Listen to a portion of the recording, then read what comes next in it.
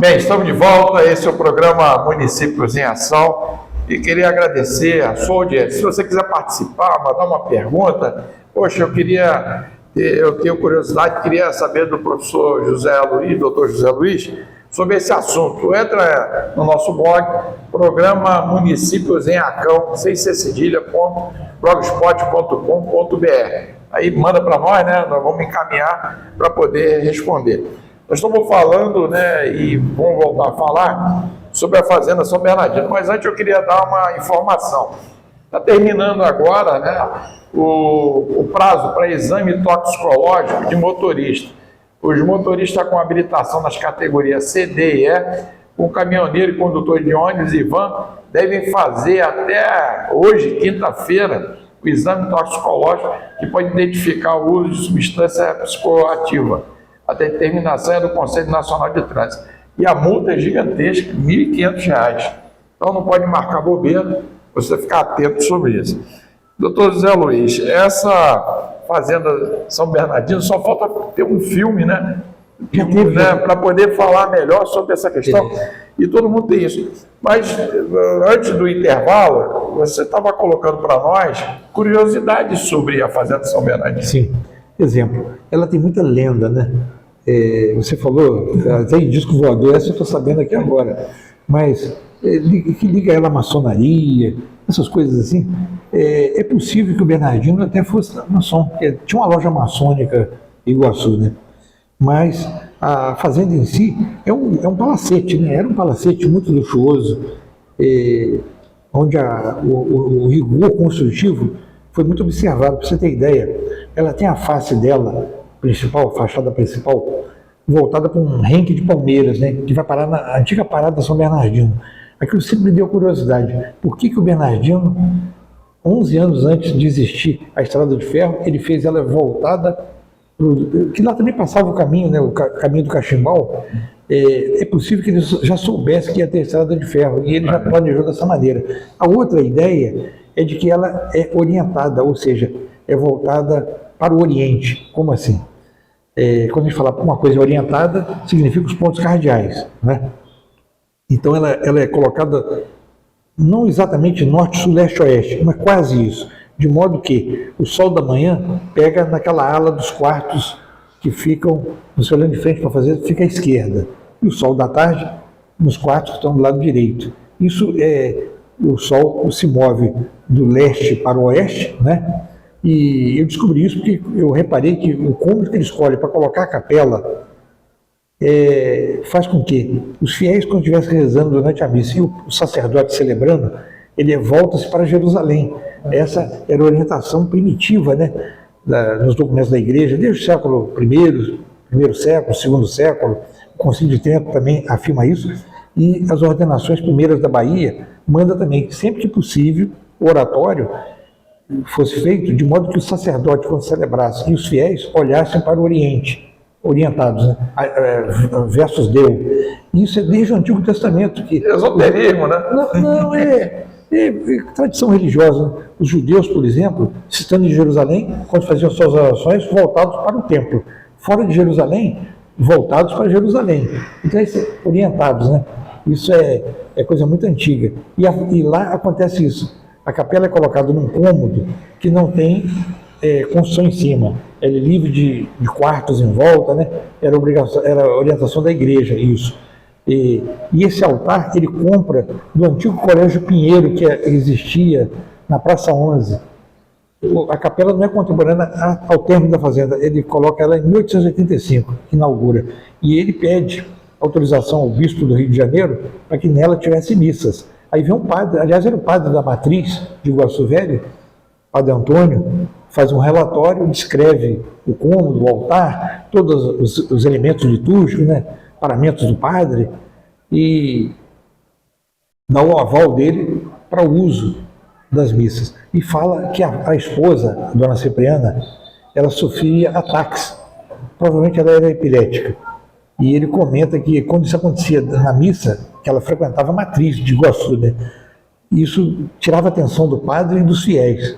Não sei se acontecia muito. E ele comenta isso, mas deixa ao juízo do bispo se deve dar autorização para as missas. Aliás, ele diz isso até como forma de forçar que ela pudesse ter missa em casa, porque quando acontecia na matriz, os ataques convulsos, né, criavam constrangimento, porque realmente não tem sentido ter uma capela na fazenda se a matriz ficava 1 quilômetro dali. E eu tenho para mim que a razão principal foi os ataques da esposa, né?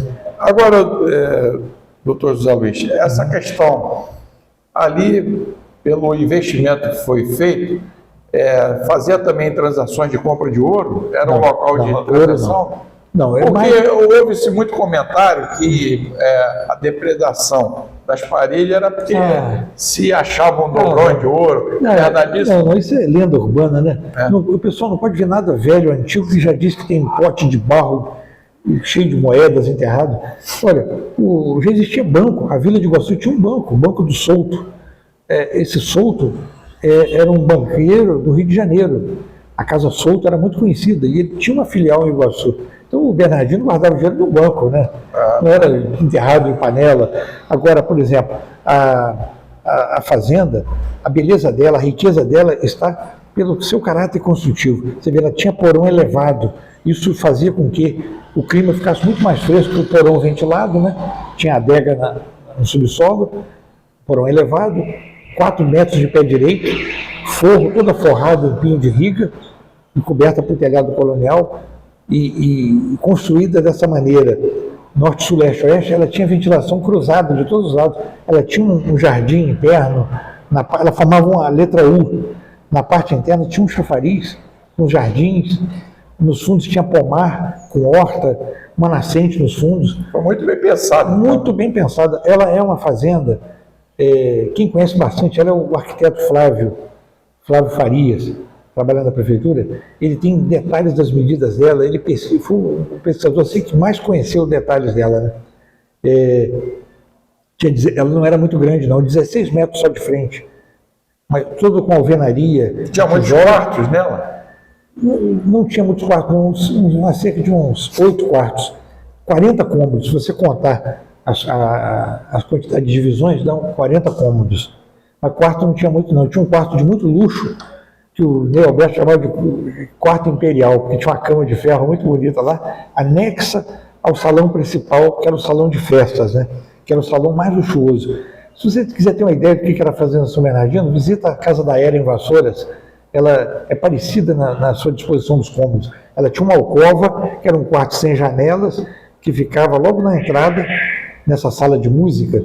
Tinha um quarto sem janelas, chamado de alcova, onde o visitante que precisasse pernoitar na fazenda, e para não ter acesso à parte íntima, ele entrava no quarto para dormir, era trancado por fora. Caramba. Lá dentro tinha uma bacia, um jarro com água para o serviço da noite, ele ou tomar água ou se lavar, né? Um urinol que ficava num criado mudo, uma cortininha. O cara não podia sair nem para ir no banheiro. Muita gente não sabe o que é urinol. Pinico, popular pinico. E uma cômoda, né? E a cama. Os quartos das donzelas, geralmente, hoje mesmo visitando as ruínas, você tem uma ideia. Era o quarto dos pais e o quarto das moças solteiras. Um quarto passava dentro do outro. Você abria a porta e chegava no outro quarto, para preservar a intimidade das moças. Os viajantes que viajavam pelo Brasil, os mascates, você vê isso em vários relatos, eles contam assim: olha, as fazendas têm mulher, mas é difícil você ver as mulheres, porque os fazendeiros escondem ela, né? Elas ficam na ala íntima, a qual o visitante não tem acesso, então ela ficava preservada. Igual um harémzinho, né? Não era um harém, porque a finalidade do harém era outra, né? Mas era para preservar a intimidade das moças, né? Desses quartos que tinham comunicação com o quarto dos pais. Agora, por exemplo, a passagem, o comércio então era forte em busca da prospecção não só do café, mas também do ouro. Passava por ali, não? Não, o ouro não, nós já não conhecemos o ciclo do ouro. O ciclo do ouro termina no século XVIII. A fazenda é do século XIX, né? Você vê que já tinha terminado o ciclo. Muito tempo. A riqueza dela foi o café e foi o entreposto, que se ela teve plantação de café foi muito pouca. O fazendeiro lá adquiria e revendia café, né? Como ele tinha um monopólio, os principais postos eram de Soares e Melo, havia até reclamação que o frete do café em Iguaçu subia 20% o preço do café. Então ele, a meu ver, ele fazia, o cara não queria embarcar para pagar o frete, vendia o café para ele, entende? E ele tinha lá os seus armazéns para guardar esse café e revendia depois com lucro, né? Com certeza. Agora, é nítido na fazenda a grande cozinha que havia no fundo, e eu cheguei a essa conclusão que não os possíveis escravos que houvesse ali eram escravos domésticos e comiam a mesma comida dos senhores, porque não havia uma outra cozinha, né?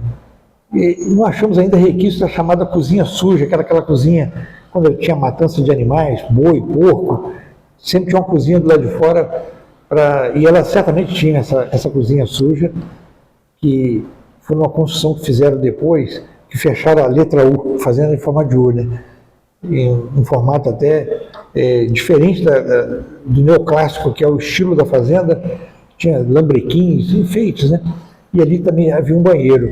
E ela teve água encanada, a fazenda. Quando fizeram a captação de águas em 1876, para abastecer o Rio de Janeiro, o Bernardino de Melo conseguiu que saísse encanamentos de chumbo, foram roubados até há pouco tempo, eu vi lá onde arrancaram as valas, né? Fizeram a vala para tirar o encanamento dela. Esse é o programa Município em Ação, hoje com a participação do doutor José Luiz, presidente do Instituto Histórico e Geográfico Nova Iguaçu. Vamos dar um rápido intervalo e vamos saber mais o que ocorreu por causa da decadência da Fazenda São Bernardino. Voltamos já já.